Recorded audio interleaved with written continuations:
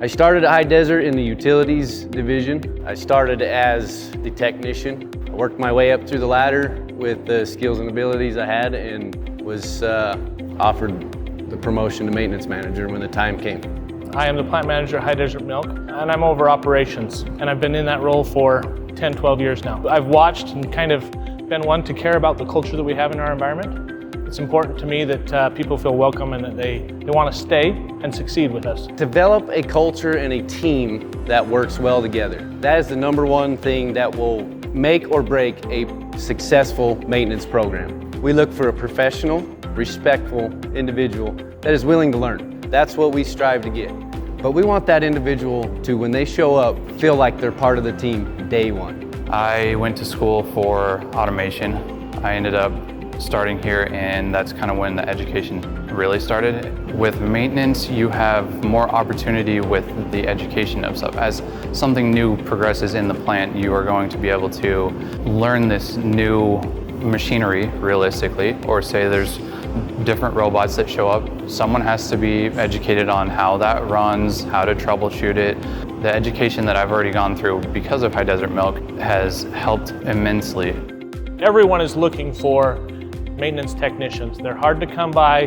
The type of people that usually are in this role are mechanically inclined, first and foremost, and then they have to have good communication skills. Any type of machinery is going to fail. It's eventually going to fail, and it's our job as the staff to get it up and running in a timely manner. Some of the highest paid jobs that these plants offer is in a trade, in the maintenance program. But once you gain the knowledge and the trade skills, you will always have employment, no matter where you go. So if a person already has been successful in, say, an operations role within our facility, and we know that we can trust them to glean and grasp the information that they need to as they grow into, say, like a maintenance tech role, what we need to provide them with is just the technical pieces of that. We've had employees who have made that transition from entry-level packaging position to supervisor in less than 2 years. We've had people who have moved all the way from that position to assistant plant manager within our organization. It's totally doable for High Desert to grow somebody, if they're willing to grow with us, into a person who can be in management or who can be a maintenance technician.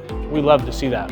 Working for a company like High Desert that takes a ton of pride in not only their facility, but their team, their equipment, down to every individual on the payroll.